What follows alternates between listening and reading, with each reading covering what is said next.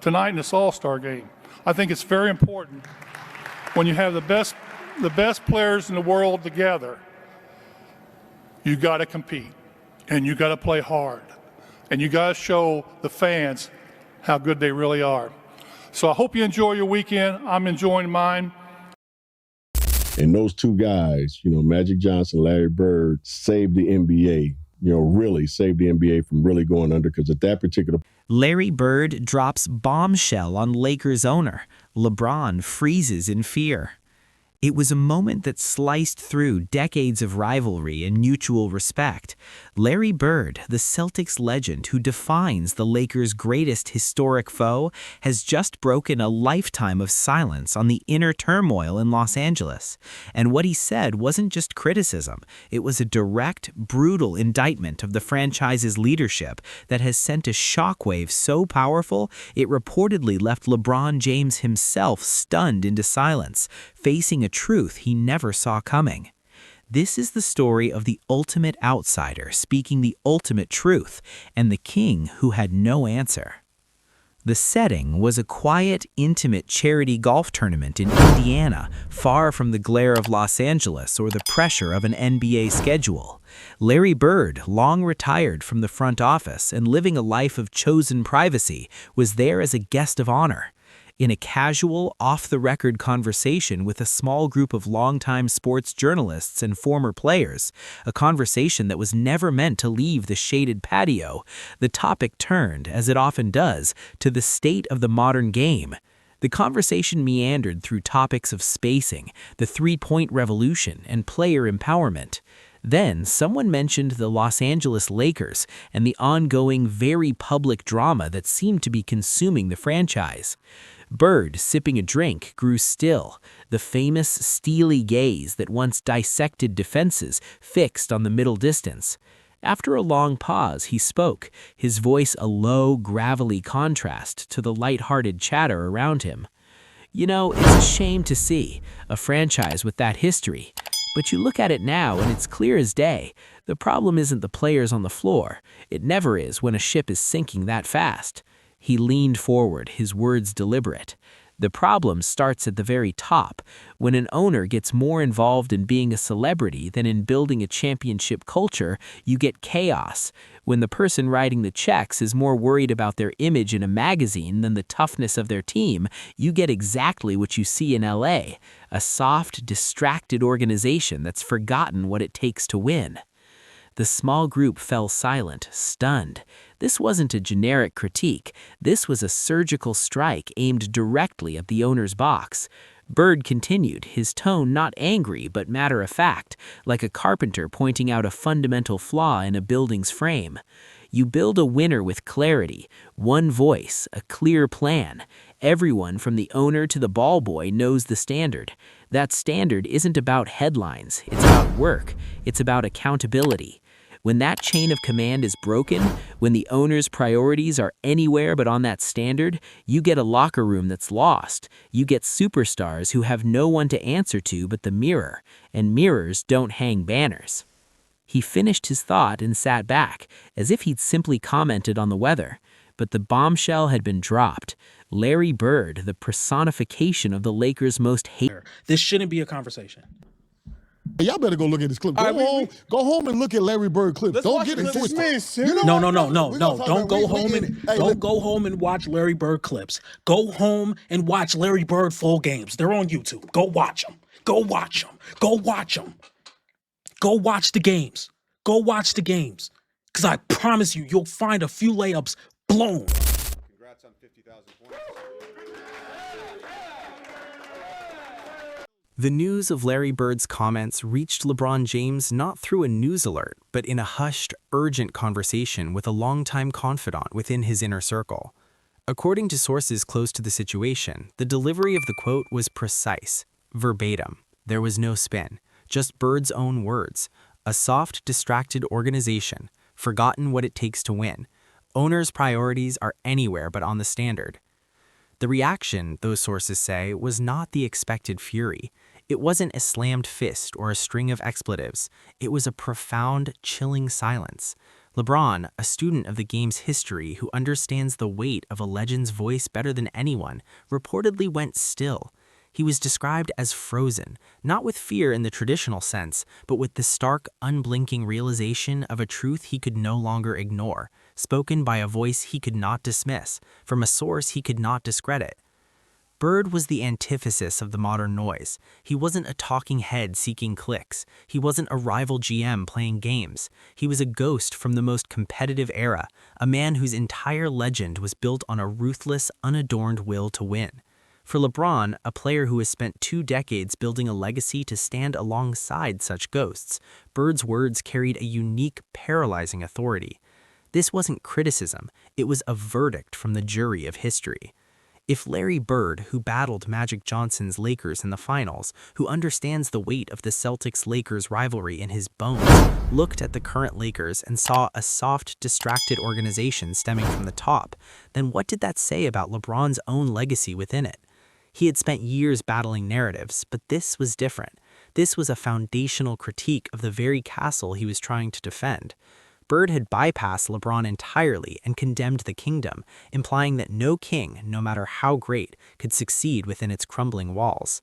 The fear wasn't of Bird himself, it was the fear that Bird, from his distant, unimpeachable perch, might be right. And if he was, then LeBron's final... What in the hell is this list?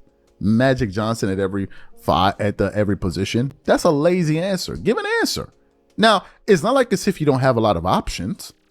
It's not like as if you don't have a plethora of players to choose from. My God, you have Kareem, you have Wilt, you have Shaq, you have Kobe, you have Jerry West, you have Magic Johnson, you have Word. Black on the drive. Take that. Larry Bird's comments did not simply hang in the air as a singular hot take. They acted like a stone thrown into a still pond, and the ripples spread with shocking speed and clarity. For the first time in the endless cycle of Lakers drama, the criticism had a source that was utterly unimpeachable. This wasn't a fan on Twitter or a provocative analyst. This was Larry Expletive Bird. His words carried the weight of 3 championships, 3 MVP awards, and a lifetime of brutal, no-frills honesty. The basketball world, often divided, found a rare moment of unified, stunned agreement. Media personalities who had tiptoed around directly criticizing Jeanie Buss's leadership suddenly had unassailable cover. When Larry Bird says it, you listen, became the common refrain on talk radio and television panels. Analysts revisited every recent Lakers misstep, the coaching carousel, the flawed roster constructions, the very public, familial, and corporate dramas through the new lens Bird had provided. The phrase soft, distracted organization became a shorthand that instantly resonated. It explained the persistent lack of defensive identity, the inconsistent effort, and the sense that the franchise was constantly reacting to crises rather than operating with a plan. Bird had given the league's observers the perfect, concise diagnosis. Within the Lakers' own fan base, a civil war that had been raging quietly erupted into the open. One faction, the Loyalists, were furious at Bird, dismissing his words as the bitter ramblings of an old Celtic enemy. But a larger, more weary contingent felt a painful sense of validation.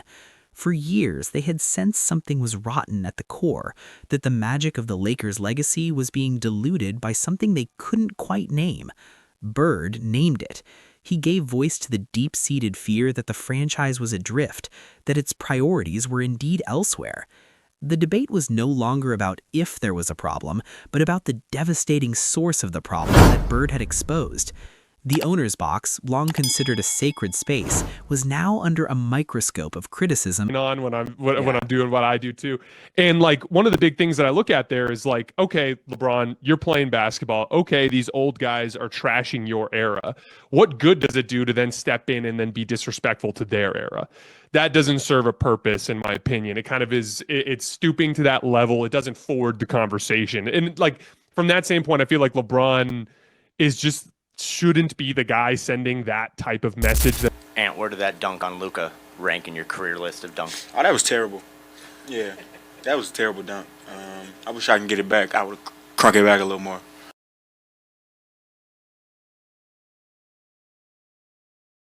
For LeBron James, Bird's bombshell triggered a profound and private crisis of legacy.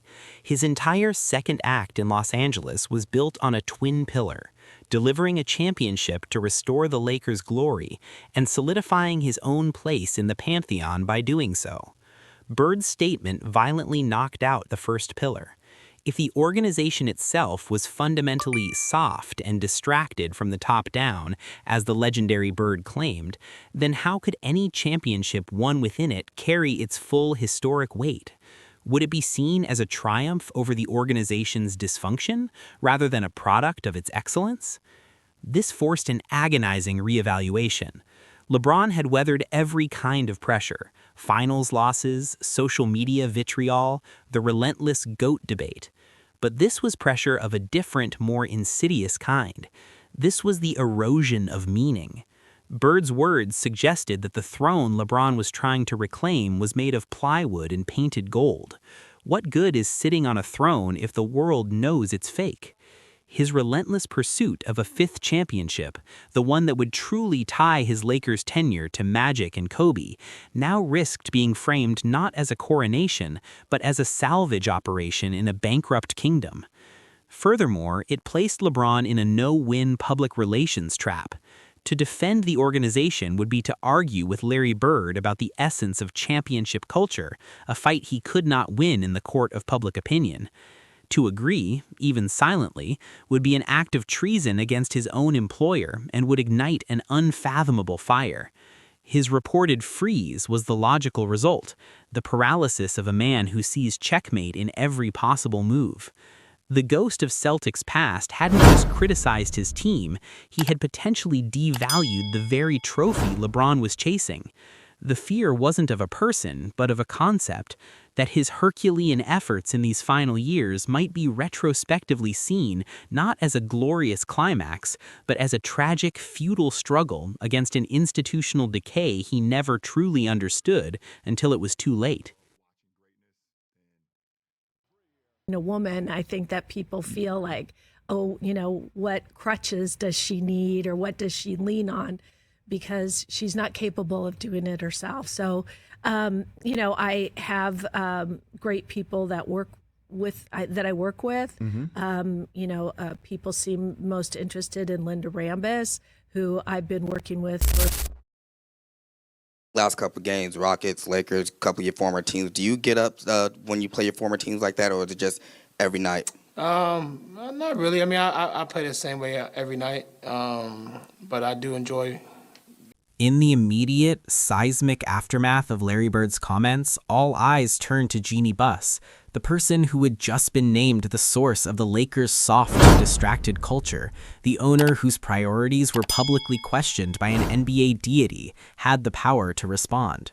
The basketball world waited for the statement, the interview, the defiant tweet. It never came. Jeanie Buss's silence was not the quiet of someone unaware. It was a deep, resonant, and calculated silence. It was the silence of someone who understood that there was no winning a public debate with Larry Bird on the subject of basketball toughness and organizational clarity. Any defense would sound hollow. Any counterpunch would seem petty against the legacy of the Boston legend. Her silence, therefore, was the only power move left. It was a refusal to engage, a signal that Bird's words existed in a different universe than the one she operated in. But to the public, and more importantly, to the players and staff within her own organization, that silence was deafening. It was interpreted not as strength, but as an inability to refute the charges. It was seen as confirmation. This silence from the top created a vacuum of leadership at the most critical moment. With the owner not defending the franchise's honor, who would? The general manager? The head coach? Their voices would seem small and defensive. The mantle fell, by default and by immense pressure, onto LeBron James. He was now in an impossible position, the franchise player forced to either defend an owner who wouldn't defend herself, or to let the most damning indictment in modern Lakers history stand unchallenged. The organization's lack of a unified, strong response to Bird's attack proved his point more effectively than any rebuttal ever could. They were, in that moment of crisis, distracted and reactive, precisely as Bird had said. The owner's silence didn't just fail to shield the franchise, it actively weaponized Bird's criticism, allowing it to sink deeper into the foundation of the team. It was a managerial failure that validated the historical critique, leaving the players, especially LeBron, isolated on an island, staring at a crumbling mainland. You don't broach the subject matter, and you just figure I imagine you'd want him to finish in a Laker uniform, right? That would be your choice. That would be my choice, and he knows that's how I feel. But again, it's his story to tell, not mine, and so he has to decide how everything's going to go, and that's very. Laker, huh? Yeah. I still have flashbacks with Larry wearing the little hot pants we used to wear. That's right. And everything. So, and also it's historic because We have now entered a new, irreversible reality for the Los Angeles Lakers. Larry Bird's bombshell did not just create a news cycle, it erected a permanent signpost in the history of the franchise. The words soft and distracted, coming from that source, are now eternally attached to the Jeanie Buss era. No future playoff win, no flashy acquisition can fully erase them. They have become part of the story, a chapter heading in the biography of this modern Lakers period. The organization's brand, once synonymous with Showtime glamour and cold-blooded winning, has been permanently complicated by the accusation of corporate softness from its ultimate rival. For LeBron James, the path forward is shrouded in a new kind of fog. The mission is no longer clear. Is he fighting for a championship, or is he fighting against his own organization's nature? Every practice, every game will now be scrutinized through Bird's lens. A loss will be proof of the soft culture. A win will be a triumph of individual will in spite of that culture. His legacy in Los Angeles is now inextricably tied to an external, legendary critique of the very house he's trying to rebuild. He is no longer just a player. He is a litmus test. Can one man's greatness overcome a flawed institution? Larry Bird, in 5 brutal sentences, framed LeBron's final act not as a coronation, but as a profound public test of that question. Finally, the league itself has watched this unfold with a mix of awe and strategy. Bird's intervention has done what no press conference, losing streak, or internal leak could do. It has morally and historically weakened the Lakers' front office in the eyes of players and agents. The Lakers' pitch to future stars just got harder. Who wants to join an organization whose competitive heart has been questioned by Larry Bird and left undefended by its own owner? The bombshell didn't just freeze LeBron, it froze the Lakers' allure. The most glamorous franchise in sports now has to prove its toughness, and it must do so from a position of profound public doubt. The ghost of the Boston Garden has spoken, and in the silence that followed, the balance of power in the league may have subtly, forever shifted. So, what is the final judgment? Did Larry Bird, from his hallowed and distant perch, deliver a necessary truth that the Lakers and their fans needed to hear, no matter how painful? Or did he cross a sacred line, using his legendary status to meddle in and poison a rival's affairs at their most vulnerable moment?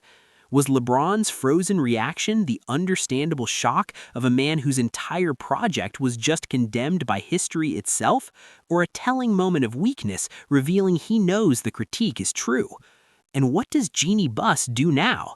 Can an owner lead a franchise after its competitive soul has been publicly questioned by an icon like Bird? The lines between legend, rivalry, and truth have never been more blurred.